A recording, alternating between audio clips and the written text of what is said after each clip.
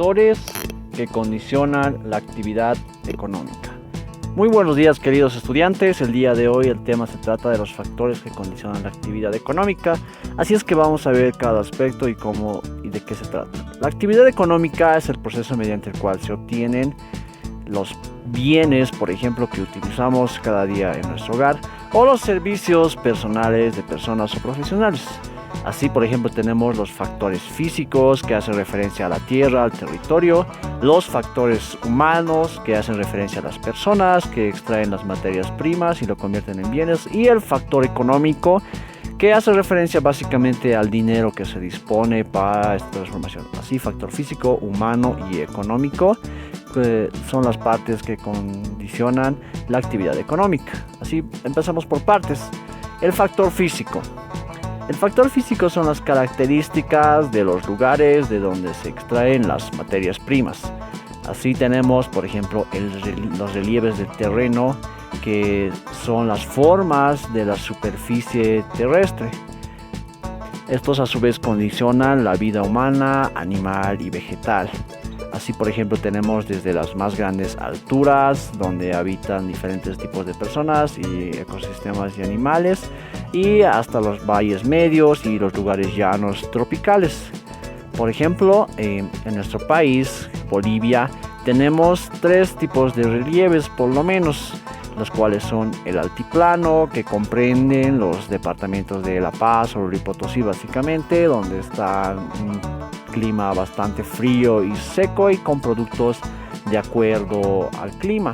Tenemos el sector de los valles, que en su forma más básica comprende los departamentos de Cochabamba, Chuquisaca y Tarija, donde el clima es templado y los productos empiezan a ser algo más tropicales o frutales en cierta manera.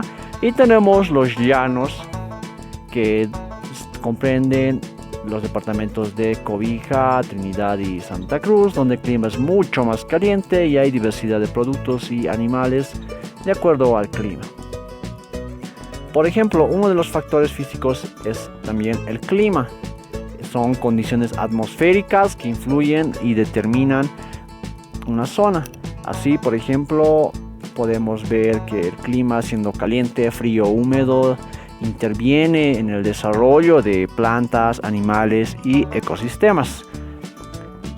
Estos varían de acuerdo, obviamente, al clima. Así tenemos desde lo más caliente, podemos tener también desde lo más frío o nublado.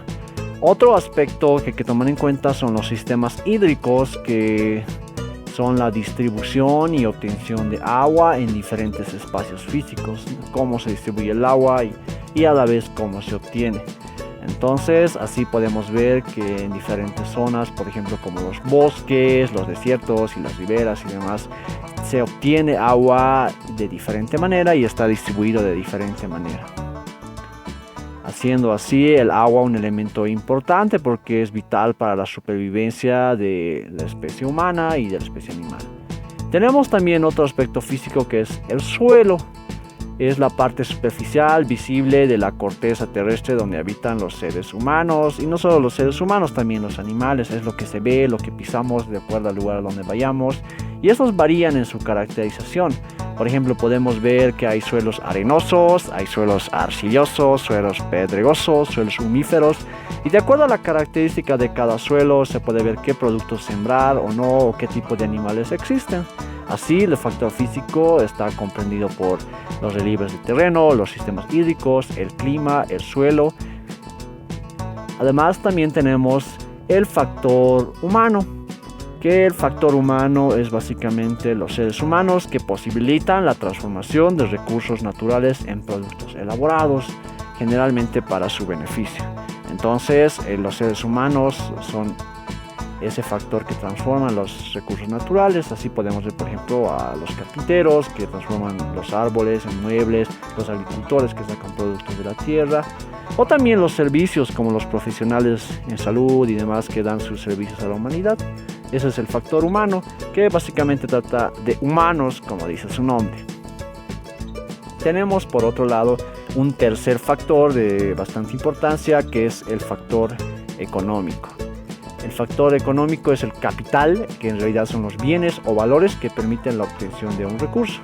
Entonces tenemos al capital físico, por ejemplo, que son bienes materiales que tienen una empresa. Podemos ver ahí, por ejemplo, la misma fábrica, que es un bien material que tiene la empresa. También podemos ver a las herramientas, que es otro bien material que tiene una empresa. Y otro aspecto que es el transporte, donde llevan sus productos. Eso es el capital físico, todo lo material que tiene una empresa o un lugar que produce algún bien. Tenemos el capital humano. El capital humano, que es la capacidad humana aplicada al trabajo, desde actividades simples hasta más complejas. Por ejemplo, ahí es donde se procura invertir en educación para capacitar a las personas y donde ellos estudian, se gradúan y finalmente estos mismos seres humanos son los que ejercen cargos en las empresas para que esta funcione, sean técnicos o a nivel licenciatura. Entonces, ese es el capital humano. Tenemos el capital financiero. El capital financiero es el que se encuentra disponible en forma de dinero para diferentes operaciones. Este dinero, por ejemplo, que dispone como capital, se puede utilizar para pagar los salarios a los obreros, trabajadores. También puede tener otro uso para seguir comprando más máquinas para que se mejore la producción de la empresa. Y así el factor económico está compuesto por el capital físico, el capital humano y el capital financiero, que son los tres aspectos de este factor.